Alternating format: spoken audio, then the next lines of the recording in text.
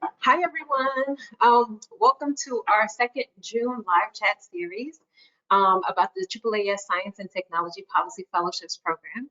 To celebrate the 10th anniversary of the Judicial Branch Fellowship, we are excited to have this unique live chat and to hear from a few of our former Judicial Branch Fellows. To date, the Judicial Branch Fellows serve their fellowship at the Federal Judicial Center. And it is the Federal Judicial Center is a research and education agency of the Judicial Branch. The center's role is to provide accurate, objective information and education, and to encourage thorough and candid analysis of policies, practices, and procedures to judges and employees of the federal courts. An extremely simplified overview of the FJC really is it's a unique library and resource centers for judges and judicial staff. So I should have begun this, but my name is Cynthia Bernardes. I am program manager here with the Science and Technology Policy Fellowships. In addition to working with fellows who are placed in the executive branch, I also have the opportunity to work with fellows who are in the Judicial Branch Fellowship. And so this live chat series is an opportunity for you to ask fellows your questions. So we hope that through this chart, so we hope that through this chat, you'll see how the fellowship can impact science policy in the federal courts and transform your career. So, okay, on to a few housekeeping items. To put today's session into context, we are hosting one chat every month during the application season. You're more than okay to join for just this one or all of them. Each chat will still focus on unique aspects of the fellowship experience, and you'll get to hear from different STPF fellows. So today's chat, of course, is focused on the Judicial Branch Fellowship. So in case you haven't heard, the application is now open and it closes November 1. These fellowships are an opportunity for doctoral level scientists and engineers to spend a year contributing their expertise to federal policy. So if you're wondering if you're eligible to apply or if you're interested in an application overview, I encourage you to visit our application portal. The link is in the chat box to learn the ins and outs of the application. So for 2024, applicants can consider 4 program areas: the executive branch, the legislative branch, the judicial branch, of course, and unique to this cycle is the Roger Revelle Fellowship. So applicants can apply to 2 program areas within this one cycle. So the fellowships are a paid 1-year full-time commitment in Washington, D.C. For a sense of timing, so someone who applies within this application cycle within 2024 will be considered for a position in the fellowship class that runs from September 2025 until August 2026. So it's a year out. I also want to briefly touch on eligibility. So applicants must be U.S. citizens, hold a doctoral degree in the sciences, social science, or engineering, and cannot be a full-time federal or AAAS employee. So those of you with masters in engineering, plus 3 years of professional engineering experience, you are also eligible to apply.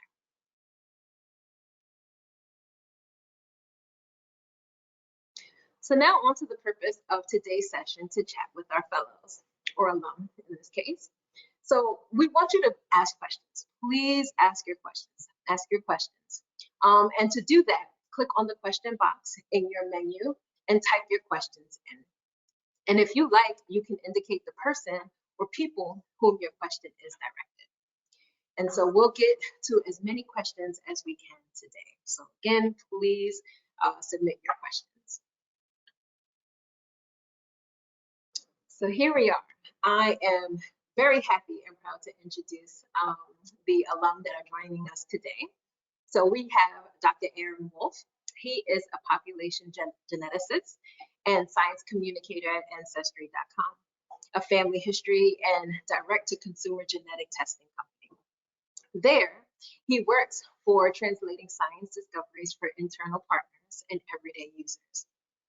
Erin served as a Judicial Branch Fellow in 2020 to 2021, which was the pandemic, by the way, which is very unique. So please submit your questions if you have them. And he was working on topics of genomics and scientific evidence for the federal judiciary. Erin earned his PhD in genome sciences from the University of Washington and worked as a postdoctoral research fellow in the Aki lab in Princeton University, studying human genetics and evolution. So next, we have Dr. Rashmina Williams. She's currently serving as a project manager with the IELTS Inc., where she helps lead projects serving academic, government, and municipal clients on topics ranging from marine energy to water reuse and desalination. Her work combines rigorous scientific research and practical field experience for a holistic approach to urban water design. Prior to joining IEL, Rashmina served as a 2022-2023 executive branch fellow with the Department of Energy, but she was a 2021-2022 Judicial Branch Fellow. So she did the Judicial Branch Fellowship first, followed by Executive Branch. But as a Judicial Branch Fellow, she helped develop the Federal Judicial Center's resources on water and the law, and assisted in the review and development process for the 4th edition of the Reference Manual on Scientific Evidence. Rashmina earned her PhD in Water Resources Engineering and Science from the University of Illinois, Urbana-Champaign. And that's but never the least. We have Dr. Pete Skeen. He is a cognitive neuroscientist and lawyer who studies the evolution of brain and cognitive mechanisms that make it possible for humans to cooperate in large, complex society. His legal work focuses on the evaluation of scientific evidence by courts and regulatory agencies. In 2016 to 2017, Pate served as a Judicial Branch Fellow, where he investigated best practices for courts in managing scientific evidence. Pate earned his PhD in molecular biology and neural sciences from Washington University in St. Louis, and he earned his JD from Duke University. So, yes. So thank you all for being here today. Before I go to questions from the audience, I'll kick us off with one. Oh, yes, I'll kick us off with one. Okay, so what intrigued you by the Judicial Branch Fellowship? Okay. And what ended up leading you to apply? So in this case, we're gonna have Erin go first. I'm all gonna answer that question. So Erin, you go first, followed by Rashmina. So again, I'll repeat the question. What intrigued you about the Judicial Branch Fellowship, and what ended up leading you to applying? Yeah, well, thank you, Cynthia. I think what intrigued me most about the Judicial Fellowship was just the difference of the opportunity that I think I had some experience talking with legislators about science and science policy, and sort of had seen a little bit of that, but and understood through conversations with other folks how science expertise can be used in executive branch positions, but was totally unfamiliar with what it would look like in that judicial setting. So I think what really got me was just the interest and the novelty of it. And I think also the concept of very intelligent, scholarly individuals wanting as much quality information as they could get. And I thought that that would be something that was really unique to a fellowship in the judicial branch. Thank you. Rashmina. Yeah, so I think a little differently from Erin, I'd always been fascinated by environmental law, water law specifically. I wrote a full third of my my PhD dissertation on water and the law and like the intersection between green infrastructure and the Clean Water Act. And so one of my advisors on my doctoral committee, who was a lawyer, encouraged me to apply for this fellowship, because I'd heard of AAAS Science, Technology, and Policy Fellows, but I only had heard of the congressional and the executive branch. And so when my professor recommended I apply for this, I was like, oh, wow, this is a really cool opportunity. I took a little bit of a gap year to apply the work that I'd done in my PhD as a practicing engineer in Chicago. And that just strengthened my resolve to apply, because when you're working in Chicago as a practicing engineer, you see the fingerprints of consent decrees all over how Chicago has structured their green infrastructure policy. So Chicago got sued by the EPA and required to pay bucket loads of money or fix their failing infrastructure system, basically. And so they've transferred all of those requirements that the EPA made them do into the policies that we now have to follow as engineers in practice. And I found that absolutely fascinating. So both from an academic perspective, but also from a practical perspective, I just wanted to figure out, hey, how exactly does science intersect with the law, and how can I contribute in that area? Thank you, Rashmina. Hey.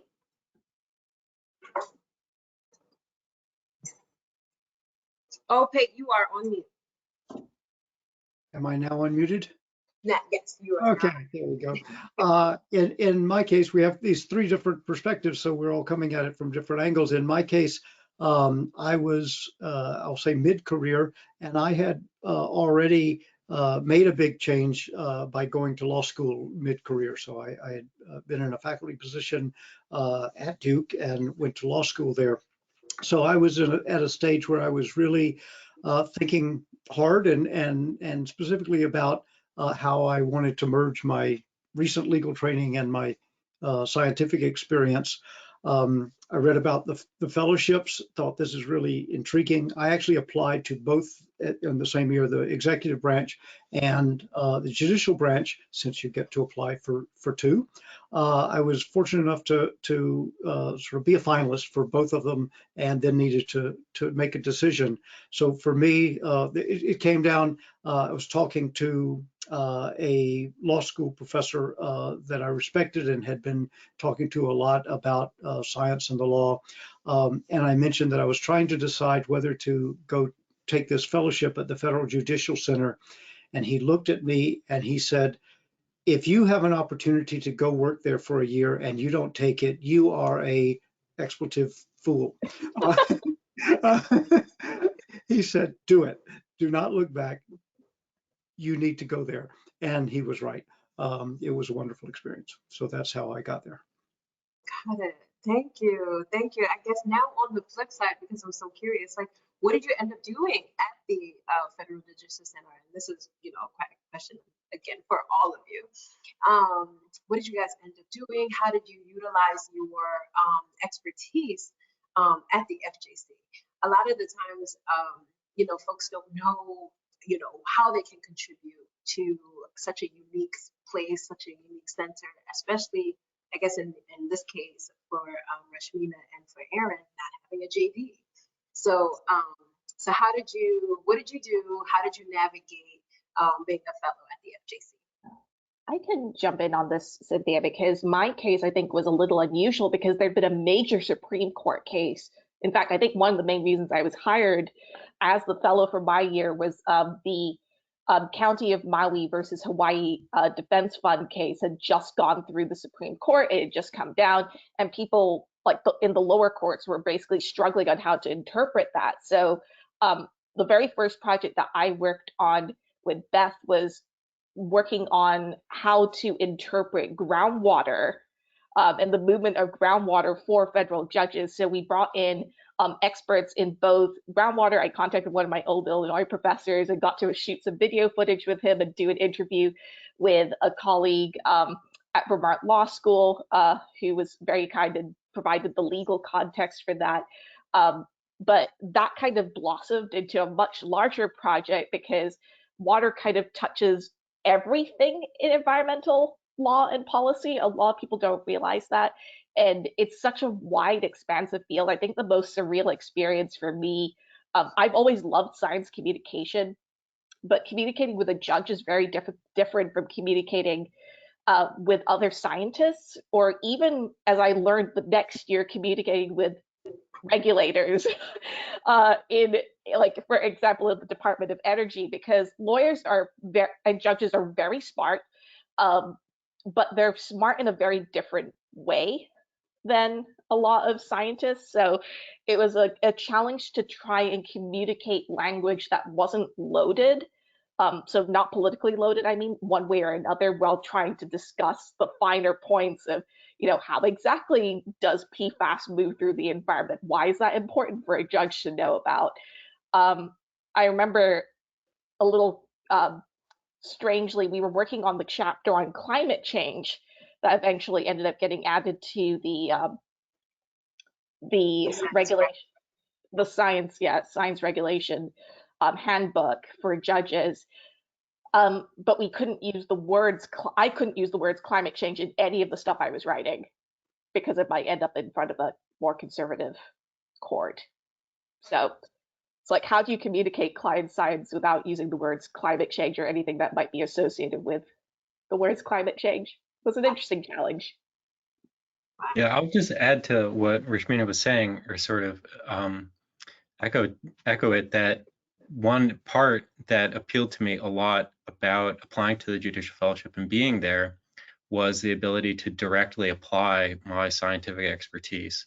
So I think that was definitely the case for Rashmina, and also for me, where there was a lot of interest. I mean, so it was during the pandemic, so there was a lot of interest in, like, both genetics of, like, viral genetics, genetic modification like CRISPR, genome editing, genetic tools, that were used in the development of the vaccines, and also at the same time, I think, carryover from interest in genetic genealogy and use of that in forensics and in investigation purposes. And so being able to directly apply my background in genomics and that scientific expertise was, I think, something very special to the judicial branch, and being able to use that to develop education materials, help organize a panel on kind of developing scientific questions for the judiciary, that I think led into a lot of the work that Rashmina was talking about with the additions and renewal of the scientific handbook for scientific evidence that the FJC helps publish. So so that was definitely one of the appealing parts, and one of the most fun parts of being in the Judicial Fellowship was that direct application of that expertise. I might add, there's a sort of a trend, which is that, I think all of us, I'm realizing, hearing Aaron and Rashmina, sort of had the experience that events taking place in the courts sort of shaped what we did. I arrived at a time when, in my case, it was just as a report from PCAS, the President's Council of Advisors on Science and Technology, in 2016 came out, commenting on the scientific validity of forensic evidence used in the courts, and sparked a fair amount of controversy. And so I ended up spending much of my time in my fellowship looking into how courts can deal with these challenges to forensic science specifically, and then how that fits in for those of you who are yet to work in the judicial system will not know there's a rule of evidence that applies to expert evidence, and it applies to all kinds of expert evidence. So the rules that courts follow for scientific evidence is not different for forensic science evidence, say in a crime, than it would be in an environmental litigation or something of that kind. So it was an interesting challenge for me to think about. I've been a scientist for a long time. How do I translate that into thinking about how courts, as a systemic matter, should apply these rules of evidence, and then what are the tools they have? So it came out of this controversy that had arisen, and at the FJC, it's a small group, so you get handed a portfolio and say, okay, take it on and figure it out. One other small thing I'll add, we've all talked about how we use our expertise in, like, irrelevant subject areas. You kind of have to turn into a jack of all trades. I do want to emphasize this because I was the only environmental scientist of any type at the Judicial Center. I ended up learning very quickly about toxicology and epidemiology because I was the only person at the Judicial Center who could comment on those chapters. I even got to apply some of my computer science and coding knowledge and do a little bit of a natural language processing for a completely different research project that they were doing at the courts, doing some natural language processing for the Fourth Amendment at the FJC. So that was interesting too. We have our first question. I'm going to read it, but then I also want to ask it a different way. So here's the first question. For those already interested in pursuing a career in the intersection of science policy and judicial review, do you believe a JD is necessary to operate successfully? So yes, I guess I'll leave it there, but I guess I want to ask it a different way, or ask it specifically like, hey, from your standpoint, was a JD, important, relevant? Was it helpful, as you navigated your way through the FJC? And for, Rashmina and for Aaron, did you wish that you had a JD, or like, wanted a JD, background-esque, to sort of help you communicate, science to folks at the FJC? So I'm asking the same question, but sort of differently. Now, let whoever wants to answer that go first. Maybe I'll jump in. I mean, I certainly took advantage of my JD. I just got it. I had my little newly minted JDs. I was going to use it. What I would say is, of course, the FJC is a great place to apply your JD. And I did. At the same time, you don't need a JD. This is a research center. So in my case, what I did was shaped by what I brought to the table, and in my case, that included legal training. So I ended up having this project where I was very specifically looking at, in the context of litigation, how do you take Rule 702 and apply that to science? If you had a JD, you could certainly do that research, but maybe you might gravitate to a different project. So no, I do not think it's necessary. Yes, I think it's helpful, as are whatever other skills you bring to the table. So yeah, and I can bounce off of that too. Like, I don't have a JD. I have a little bit of a law background, and I realized very quickly that once you get in there, having a little bit of a background is almost worse than having no background, because you're conversant enough in the language that you can start asking questions, but you hit the edges of your knowledge very, very quickly. What I will say is everyone at the center is incredibly welcoming to new fellows. I came in right at the tail end of the pandemic, so almost everyone was working from home.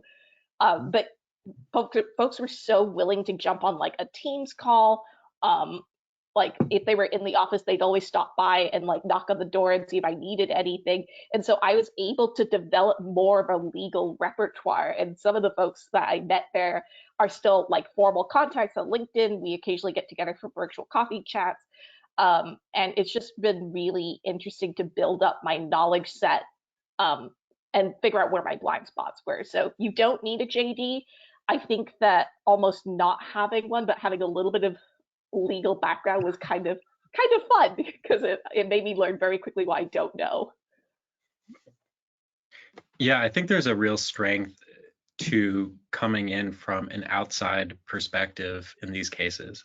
It highlights for you what you don't know, and you're much more receptive to taking in information from those around you, those that do have this expertise in the law.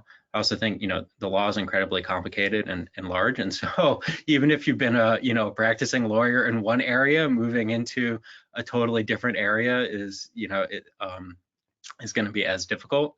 So I think in that sense, having that openness by knowing your own limits and knowing your own sort of, knowing what you don't know, I think that was a real strength in allowing, like Rashmina was saying, a lot of openness to conversation with people and reception to their input. So yeah. Thank you. Thank you. We have our second question. Is your fundamental remit to conduct research or develop training? What does the output of your fellowship look like? Or did you guys understand? Yeah. And this is actually a really important question to highlight, because the FJC does two different things, and I think a lot of people don't realize this. It is a repository of knowledge, kind of similar to what the CRS does for Congress. It's actually a very good analog. It's a repository of knowledge and a compendium of information and training and education, but it's also actively doing its own research. So the courts might come to the FJC and say, hey, we've been doing these judicial trainings on Fourth Amendment rights, but we're not sure if judges are clocking it and what they're using it for. Can you help us? And so they'll go off and do the statistics and the social science and the surveying that's required to answer that question. Which of those two things you end up doing as a fellow is very much contingent on what skills you're bringing to the table. So for me, my primary role was as an educator, because I am a water scientist. They brought me in to teach water science to judges, so I was on the education side of things. But that second research component, I mentioned I got to use some of my coding skills a little bit. That was a research project. It wasn't an education project. So all the NLP processing I was doing in the coding was related to that project. It actually got added to one of the FJC's reports. So that was kind of fun. Anyone else want to respond? Yeah. Or did Rashmita just cover everything? Because that was a great response. Yeah, but I will put it, because I ended up sort of on primarily the other side, that is almost sort of the other side of the hall, and was mostly on the research side, interacted some with the education groups, which I really liked, but I had been asked to look into a particular task, and so a lot of my time was a research project, and that ended up taking the form of published a paper on the research that I had done, and I also did some sort of internal communications, within that, but actually took the form of a published paper in a journal for judges. Well, thank you guys. All right, so we have our third question. What were your job opportunities after the Judicial Branch Fellowship? It'd be interesting to hear about these relative to job opportunities for other SDPF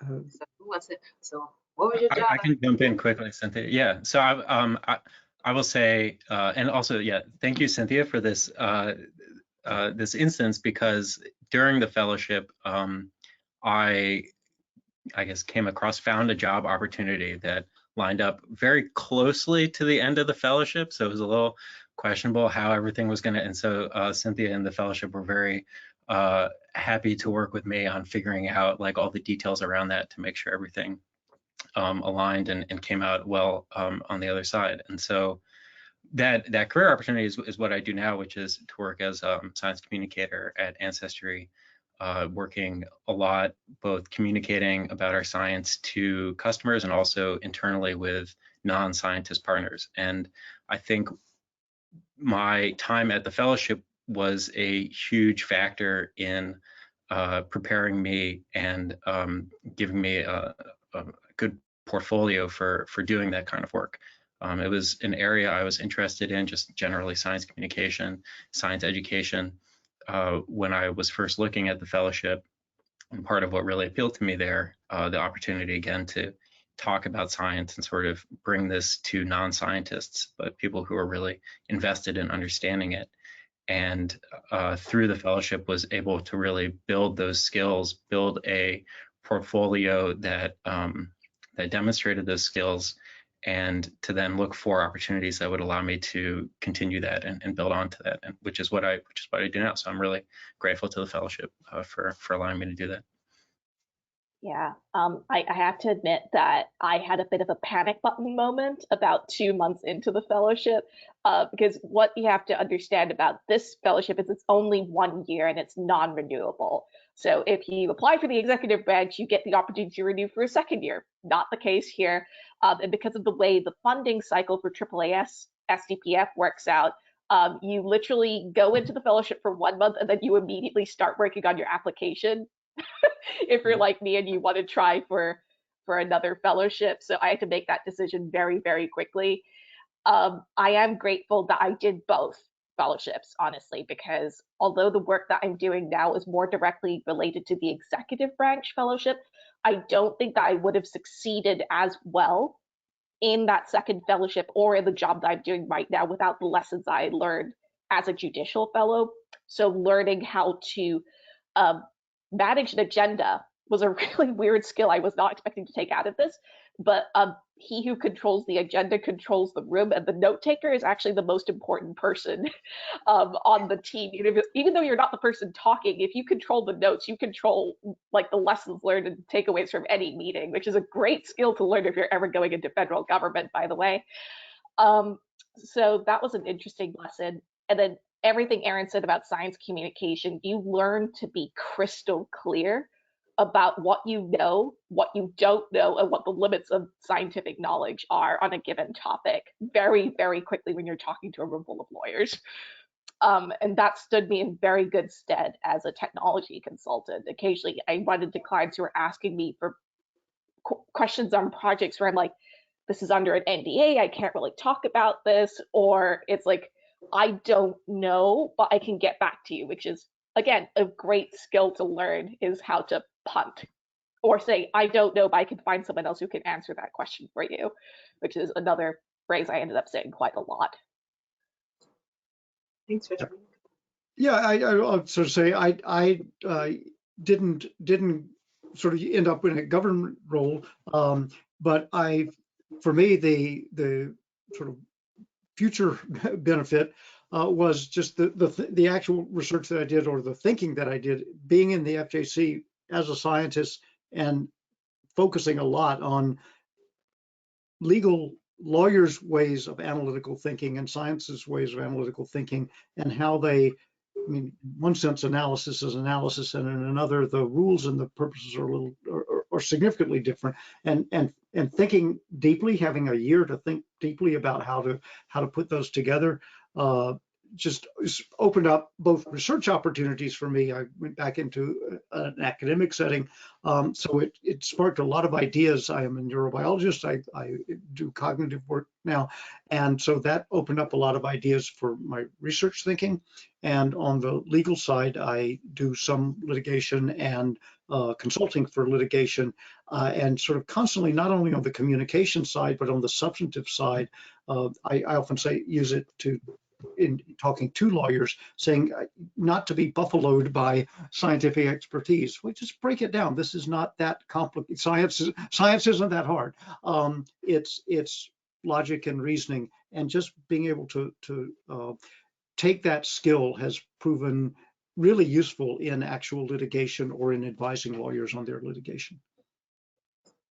Yeah, I want to just add something to kind of build on what Pei was saying, is that I think, I've made a point about saying a number of times that one thing appealed to me was bringing in my expertise from genome sciences and genomics, but it was not just a regurgitation of everything I know, and that was like the end of my knowledge, but the program really allowed me a lot of opportunity to learn a huge breadth of new information in fields I was not familiar with. And that has really, and talk with experts in those fields. And so that has really broadened my horizons. And, I don't do research like Pate does anymore, but it has me thinking very differently about how just like what the science is going on, but also what kind of science I feel interested in and kind of compelled by.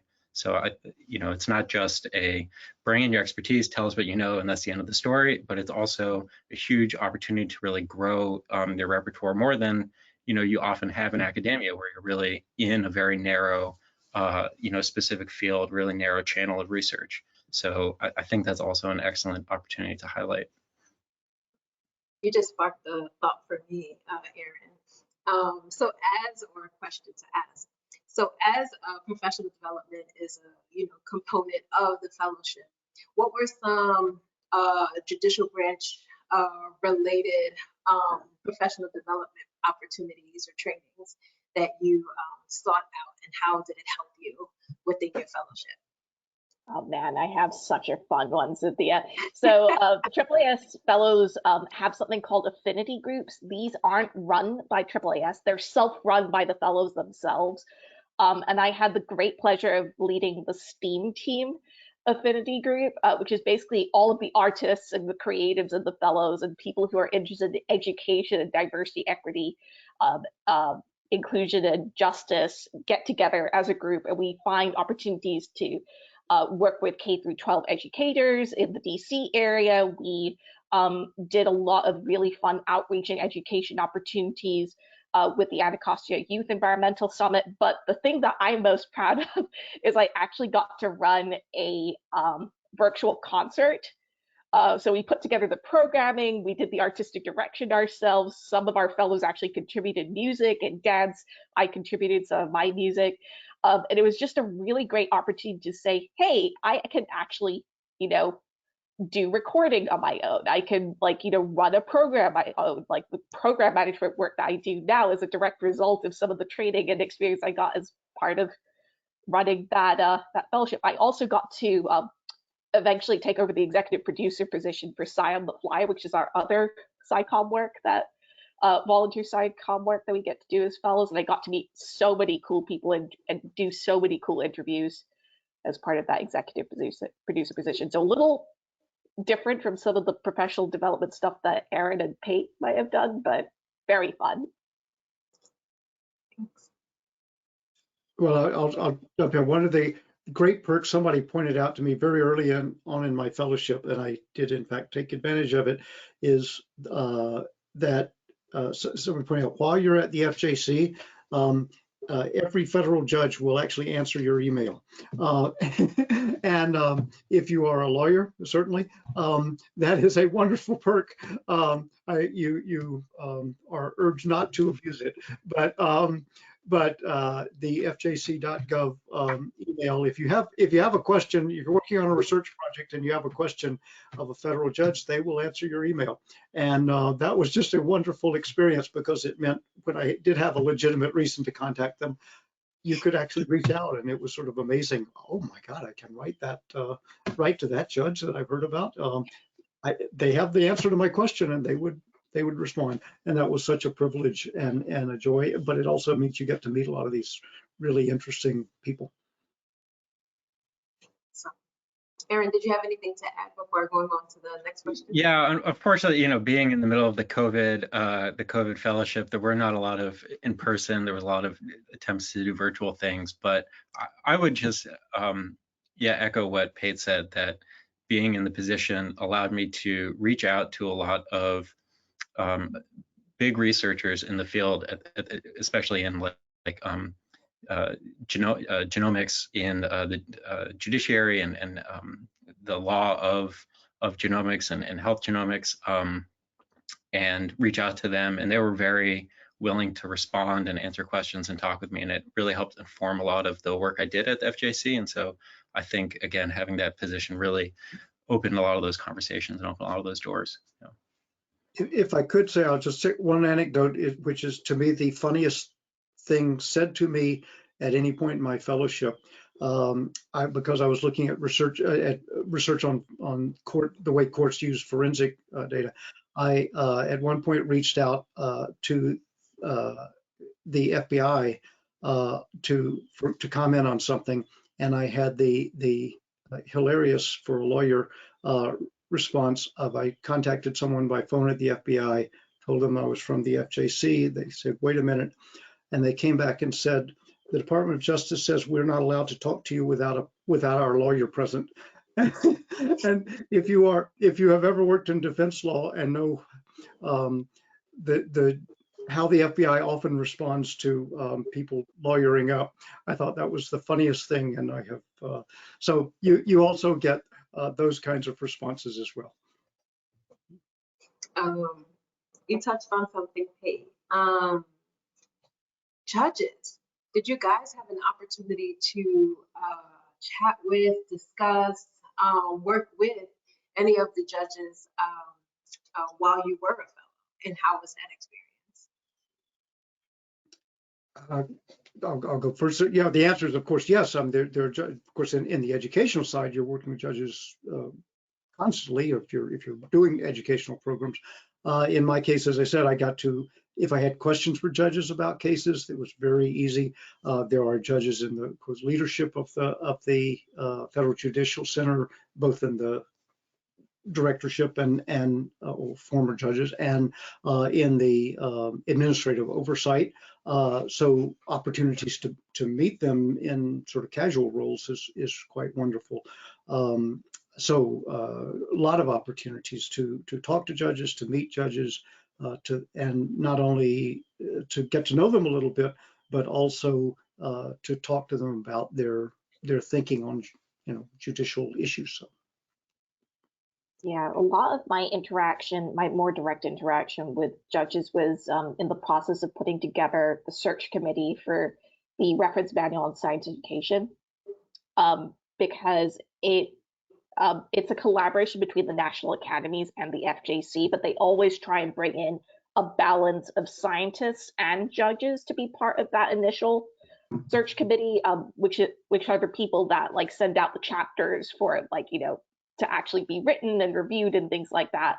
And so I interact with the judges on those search panels, and it was always really fascinating getting to hear their expertise and like their lived experience with working through some of especially the environmental issues that I'd only be hearing about or like researching in like textbooks and things like that. So that was really fascinating. How did you guys interact with the other fellows within the fellowship? So here you are, you're in this unique niche, you're in the Judicial Branch Fellowship, and of course you have fellows in other areas or other branches. So how did you guys interact with them? And how did you bring, if any, your FJC experience to your collaboration? I know Rashmina, she touched on it a little bit, but I was just wondering from others.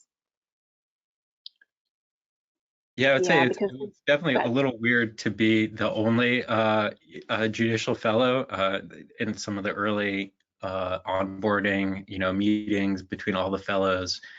People know, oh, you're the judicial fellow. So I think I was very lucky. I don't know if this was intentional or just by chance that it seemed there was a lot of co-organization between the legislative fellows and the judicial fellows. So I found a number of folks who were doing legislative fellowships and sort of fell into that group of individuals, which was very very nice. But I would also say one just kind of the fun bits of the fellowship is having all of these folks who know each other who are now working in all these different agencies. And I had some people in the working in the Department of Justice reach out and kind of work on some small collaborations together and have a few small meetings about ways we could work together and share insights. So I think that was one of, again, it being COVID, there was like a little bit less direct interaction between everybody all the time, but I think it worked out really well in that regard. Yeah, I feel like you get kind of a leg up in some ways being the judicial fellow because you're, like Aaron said, kind of a small rock star in your own way. You're like a minor celebrity as soon as you set foot in the program. So it's very funny because I have some issues with remembering people's names, and so they come up to me and go, "Oh, you're Rashmina." I'm like, "Have I met you before?" I don't think I have, but just in case. So it's really fun. Every single STPF cohort has been like, we're here to learn, but we're also here to like meet new people. And so it's like a built-in networking opportunity. When you move to a new city, you don't know anyone.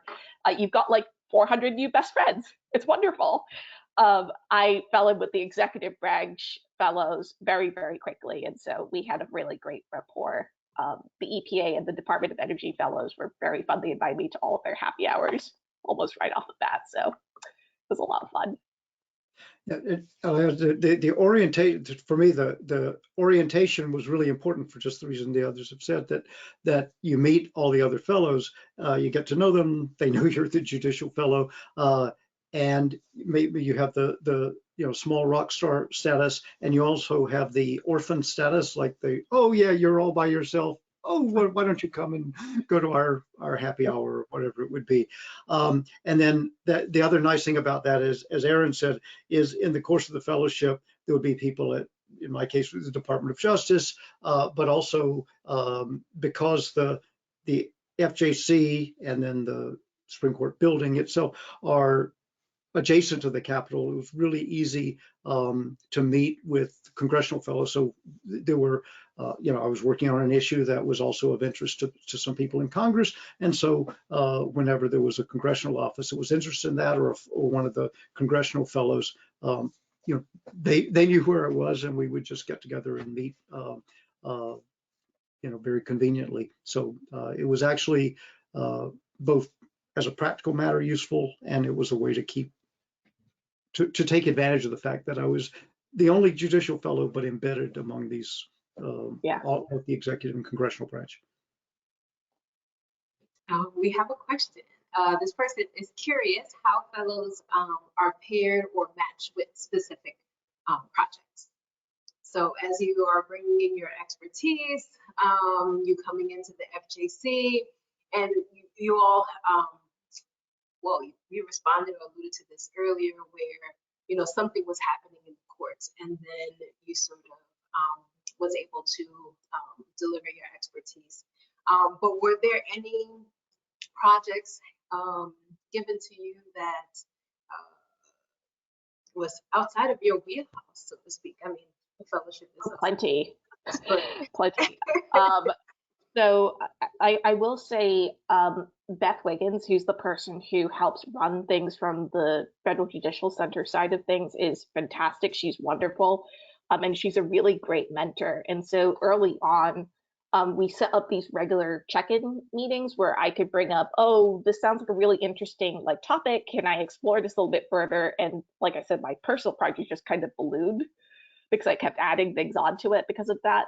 But occasionally I'll be like, hey, Beth, I heard that through the grapevine that there's a coding project happening. Did you know that I know how to use R? And she's like, no, but I can put you in touch with someone who'll be really excited to learn that. So it's just a matter of being a self-advocate. Like occasionally the things that you're hired on by the FJC for isn't the only useful thing on your CV, because I mean, your CV is 8 pages long when you submit it. I forget exactly what the required length is, but sometimes your skills get buried in there, and it's up to you to say, hey, by the way, did you know that I can code? Or did you know that I know about this topic or this particular set of regulations? I could probably help you with that. So it's a little bit of both. I think they'll give you things to do for sure. I didn't ask to review the chapter on toxicology by any means, but occasionally it's oh yeah, I can code. I can help you with this project in the free time that I have. So. Thanks. Anyone else want to add how you all entered into projects? No? So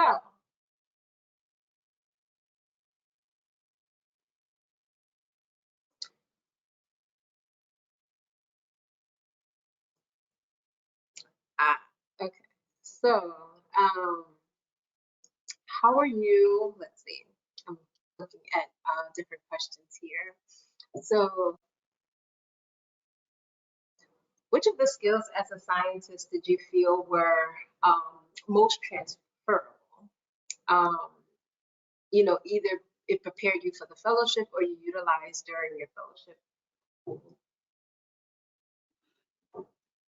I think for me, like I was saying, I brought in a specific expertise and skill set, but the fellowship required, and the work I was doing required really growing that and expanding that and reading into a lot of different new fields around genomics and healthcare, law of genomics, regulation, et cetera. And So just the the very foundation of like reading a huge amount of scientific literature and trying to parse out how to summarize that, what is relevant, how to incorporate that into the work I was doing, building some of these education materials. That was, I think the very fundamental kind of pieces you develop as a scientist, from the very beginning of your PhD career. How do you wade through all of the literature, do a review, understand what's important, and kind of summarize and synthesize it all together. So that was certainly I think a skill that brought into that and was very familiar with. And I don't think that, is necessarily a skill unique to scientists. I think lawyers as well have that and understand that. So I think that was well appreciated and incredibly useful. I think the other part was, again, this understanding of your own, I don't know, limitations or lack of knowledge, and the insight to go to experts to learn more of that. And I think that's very common in the sciences. And so again, using that skill to build out that kind of repertoire, build out that breadth of knowledge was really valuable during the fellowship. Yeah, I have an acronym for you, Cynthia. It's the 3 C's, which I think is really important. So curiosity, which I think Aaron has alluded to a lot. As scientists, like I feel like as PhD students, we get pigeonholed very quickly into very narrow fields. And so going, oh, I'm not just a stormwater engineer, I'm like the expert on everything to do with water at the center, not just that, I'm the expert on everything to do with environmental science at the center. So, I better learn quickly. Who do I talk to about that? What connections can I make? Which brings me to my second C, which is collaboration. So that's not just like, making those connections, building those networks, but it's also about like being empathetic and being able to step into the shoes of a judge. It's like, what does a judge need to actually know about this topic? Do I need to wax eloquent for like 4 or 5 pages about all the different types of PFAS that there are? No, I probably don't. They need to know that there's a thing called PFAS and it's bad. Great. And then the final C is putting everything together, which is communication. So how do you synthesize that wide breadth of information in a way that's easily digestible to a wide range of audiences in multiple media? So are you using text, images, video, all of the above? I like that. I like the 3 C's. I think I'm going to write that down. And, well, I've already written it down. But no, I like that. I like that. Thank you, Rashmi. Thank you. Hey, did you want to say something? I think they could have, well. Okay. All right, awesome. Well, we are approaching the end of our session. So I'm going to ask the final question. So if you could go back in time, well, minus the pandemic, Aaron, sorry. But if you could go back in time, what advice would you give yourself at the time you applied to the fellowship? Ooh, and I want to add, including those who may have imposter syndrome or who does not think that, the Judicial Fellowship is right for them, or they get intimidated because it's just one person is selected for the fellowship. What advice, all of those things, right? What advice would you, give yourself or give to another person who may not think that the Judicial Fellowship is for them? I mean, Cynthia, I think you said it, like imposter syndrome is your worst enemy.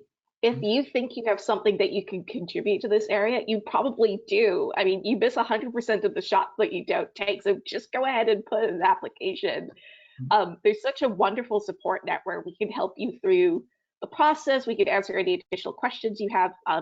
Feel free to share my contact information, Cynthia. If people have additional questions, I'm happy to reach out via email and clarify anything. But I think this was a wonderful experience. I would never have come down to DC and been working in the field diamond if I hadn't taken it. So absolutely give it your best shot and just see what happens. Go along for the ride. Okay,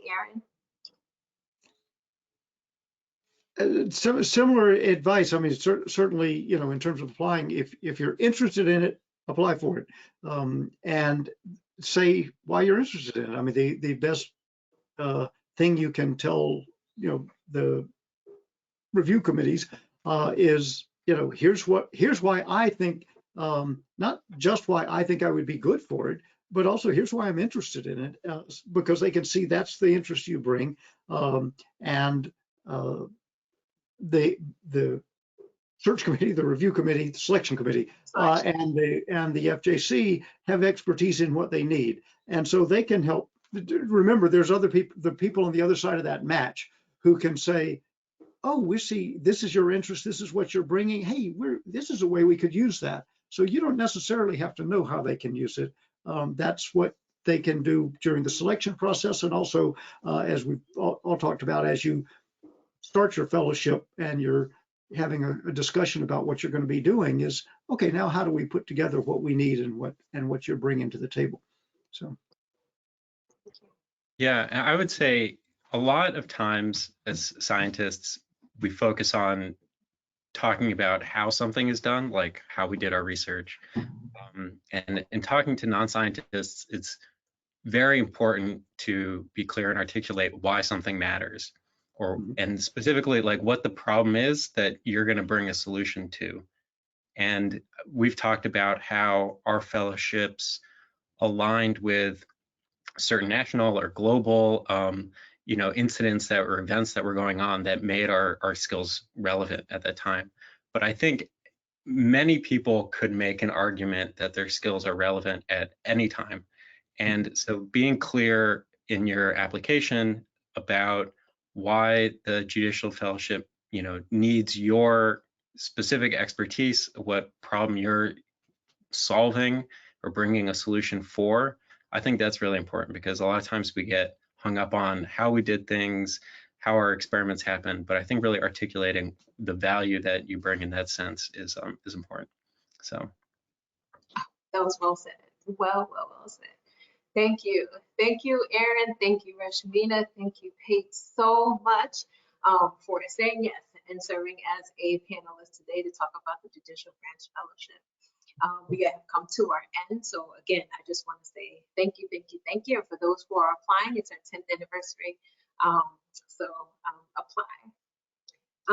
So here's our last page. So again, thank you for asking questions, for those who submitted questions in the chat box. The application is open through November 1st. Visit our website to read more about the program. We'll also send you a recording of this chat in the upcoming days. As a reminder, the next chat in our series will be July 23rd. So July 23rd, everyone.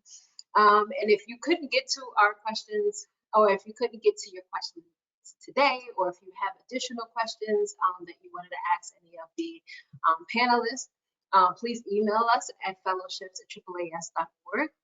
Follow us on X, LinkedIn, and all social media channels. We'll continue the conversation here. So for everyone, enjoy your day, and thank you, panelists, very much. Thank you. thank you.